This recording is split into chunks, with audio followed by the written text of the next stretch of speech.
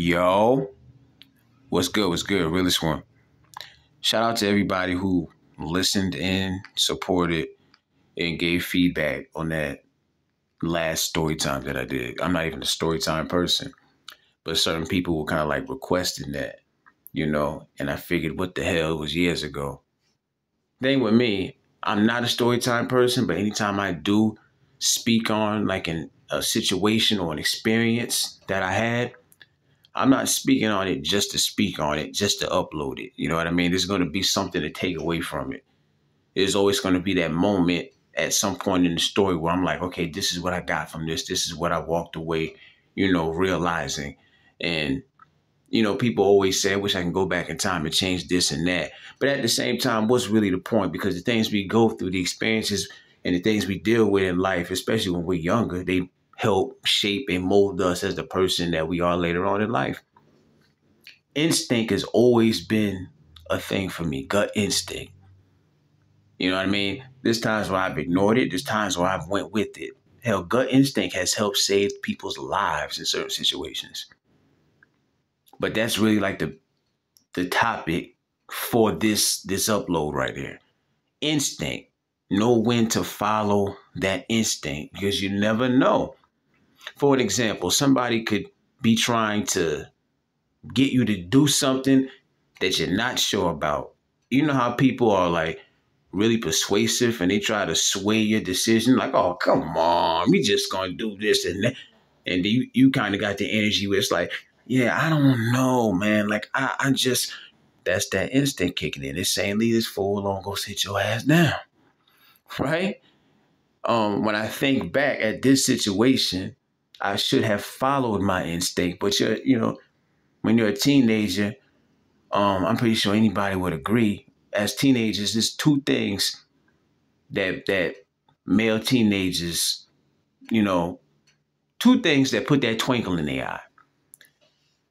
Smoking weed and females. Getting high and getting the draws are two things that, put that twinkle in the eye of a teenager, man. You understand? Even as a teenager, though, I was like still more mature than the other dudes I was around, my bros, my homies. The OGs and the older folk, they always said I reminded them of an older man. I always carried myself that way. I carried myself a certain way my whole life to where people could never really even, guess my age unless I told them. Like my homies, they would be the ones to say, yo, let's go do this. Let's go, we're going to go chill or whatever the case. And I would be the one to say, okay, who's going to be there? What time we leaving?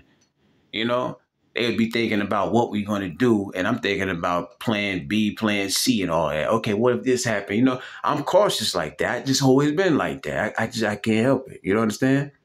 I'm always thinking ahead in situations, especially when you're in the atmosphere that you're not necessarily fond of or familiar. You know what I mean? I would probably be like the designated driver in the situation.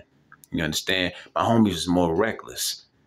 At this time, they were the ones who were more focused on, chasing females. Of course, I always loved females. You know what I'm saying? But I wasn't ready to risk it all like they would be ready to do. And that's what kind of like what this story time is about. Because this one specific time, I didn't listen to my gut instinct and I followed behind them to chase behind some females and get high, smoke weed. It was a boring night, you know what I mean? So I was always the person that they would come and get. They'd be like, yo, let's go get Realest and we're going to roll out. I'm chilling. And the way it was explained to me was kind of like, females and weed. As a matter of fact, if I'm being completely honest, I don't remember if they actually said females. You know how your homies, they come and get you and then they kind of tell you the other details after the fact? I believe it was more like that. Now, the neighborhood, I don't know how many of y'all grew up like around the projects and, like the slums and the trenches and all that. I kind of like come from that. I have lived there. You know, I'm talking about the roughest part in my city, like the complete opposite side of town, right? Where, you know, I grew up with a kid who, you know, God bless his soul, you know, was just standing on the corner. You could get killed just for standing on the corner and have a mistaken identity. That's how rough it was. There's a reason I'm putting this out there. I'm painting the picture. I'm painting the picture of the atmosphere. You understand? So I go with these dudes and we meet up with these females. Now, either two of them were cousins and the other one, I think they were sisters.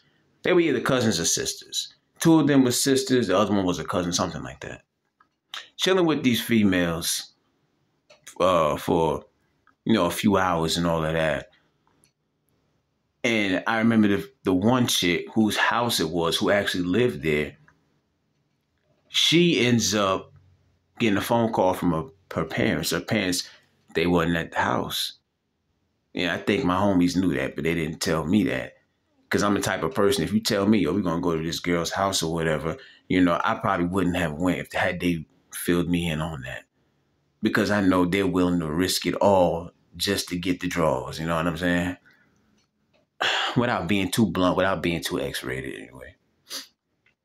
So I remember her having a conversation on the phone. I don't remember the exact dialogue, but her parents was telling her, you know, the usual, what you tell your kid when you're not there. Be home this time. You know what I'm saying? Don't let nobody in my house. I feel like I remember hearing something similar to that. Right? So that was all they needed to hear. Right? As long as we knew what time they were going to be out till, then it's all good. We end up finding out that the neighbors downstairs are friends with the parents. And that actually they're supposed to look after the females. They're supposed to look after the girls, right? And thinking back at the situation, it was really stupid for them to turn up the music as loud as they did with the neighbors being downstairs, because that's what caused all hell to kind of like break loose. So we all chilling, smoking weed.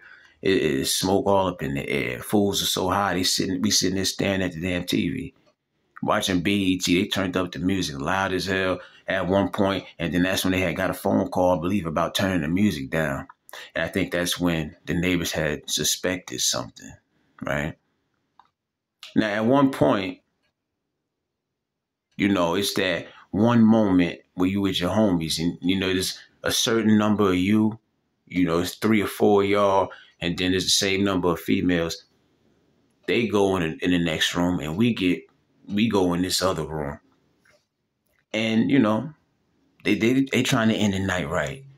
They start pulling out rubbers. And it was basically that moment where it's like, I got this one. I wasn't attracted to any of them. So, you know, I'm like, listen, that's easy pickings for y'all. I don't want no parts of it.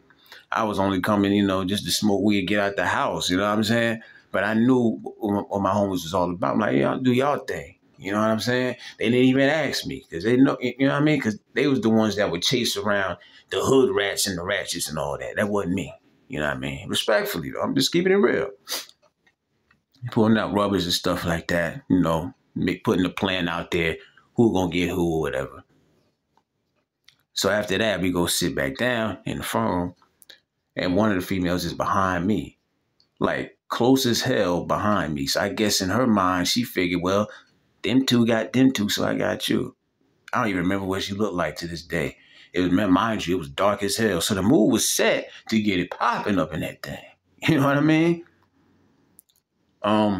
He's sitting there chilling. And the next thing I know, somebody is bamming at the door. And I mean, they're trying to get in there bad. They really had a purpose, you know? And next thing you know, all hell broke loose. In my mind, I'm thinking, wow, this must be the neighbors. The neighbors who was like, yo, turn the music down. The neighbors who the parents had specifically told, you know, watch after them. You know, they knew their daughters was hot in their ass. You understand? So all hell get ready to break loose. Mind you, we're in a rough hood. We, you know, grew up there and everything, but still ain't nobody exempt, especially when you messing around with somebody teenage daughters. You understand? And I think they was about probably a year or two younger than us. So they wasn't playing about that. Ain't no telling what they was finna do had they would have got in. On the other side of that door, don't know if they would have if they had a gun or a bat or a damn blade. Who knows?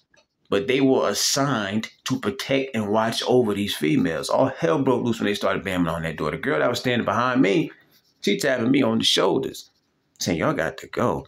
And I'm thinking to myself, I wanted to say it to her like, no shit, they bamming on the motherfucking door. It's time to bounce, right?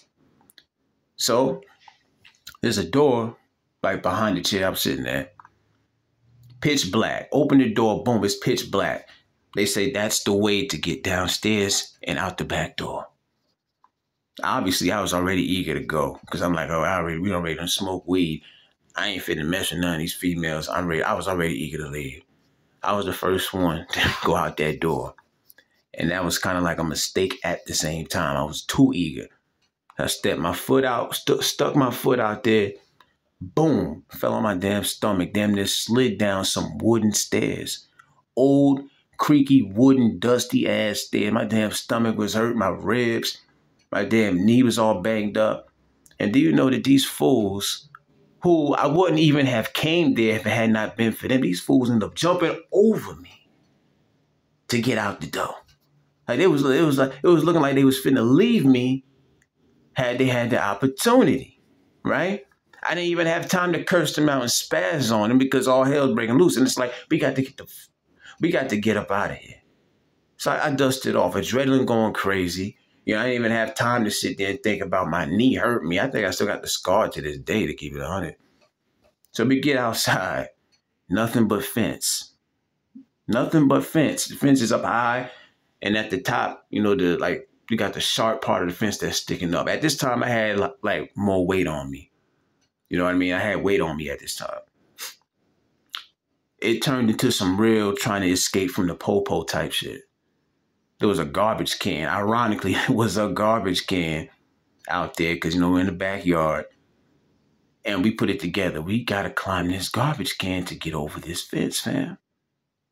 That's what we did. And I knew, you know, like I said, I had weight on me at that time. My big ass, they was going to try to rush me to get over that fence. I said, no. Y'all go first. That's what they did. Now, adrenaline's still going crazy, but once I started to climb that damn fence, that's when the pain kicked in a little bit more. So not only is my knee hurting and my ribs starting to hurt all of a sudden, but I got to try to get over this sharp-ass fence, climb on top of this garbage can, get over this sharp-ass fence. But I bet you I got my big ass over that thing. You know what I mean? I think I might have cut myself or ripped my jeans or whatever, but it didn't matter. It's time to roll out. So we end up escaping the backyard. And we're walking, you know, we're like a couple feet away from the house. And looking back on it, I really feel like they was fitting to get up in there and hurt our asses. They was really fitting to do something to our young asses from messing around with them young ass females.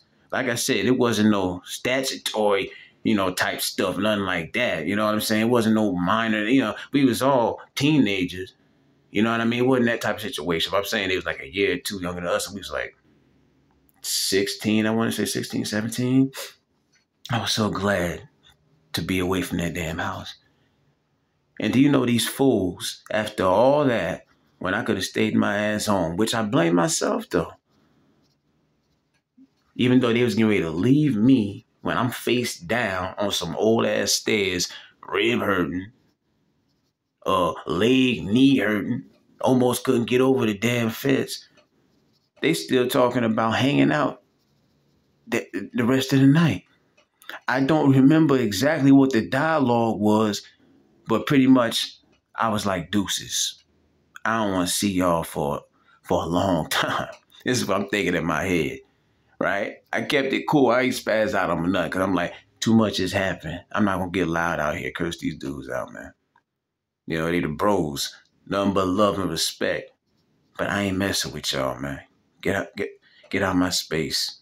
I can't mess with y'all. And I took my ass home, right? Gut instinct. Because before all that happened, there was a slight instance where I went back and forth in my head, and I said, should I roll out with these fools, man? Because I know, they're the type to risk it all, to go all out for a piece of ass. You understand?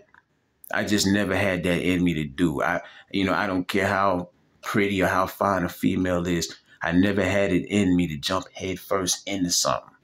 You understand? Never the type to make a fool out of myself, make myself look crazy, or damn sure risk my life. They so busy trying to get the draw. They got me up in there. That could have went bad. Who knows? To this day, I still think about it every once in a blue moon. Not like that, but who knows what have happened had them folks got through that door. Who knows? You understand? Because people have gotten killed.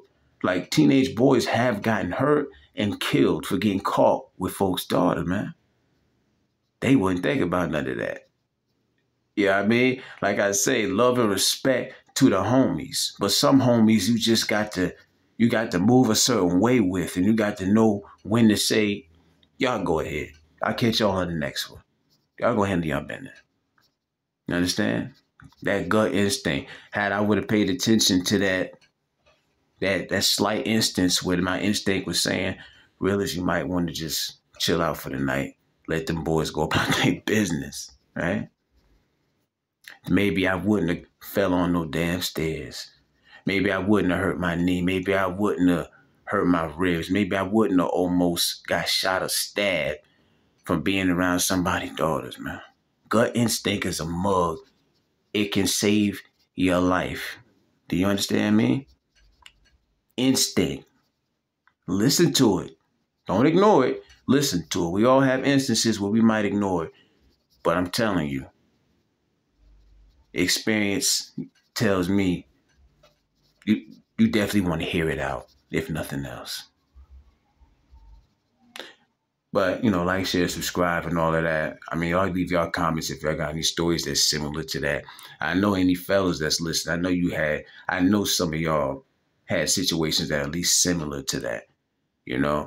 That situation I just talked about, it wasn't anything major, but it could have went bad considering the circumstances of where we was at. You understand? You got to know when to say no. And you got to know when to listen to that voice that's talking. Realest one, I'm out.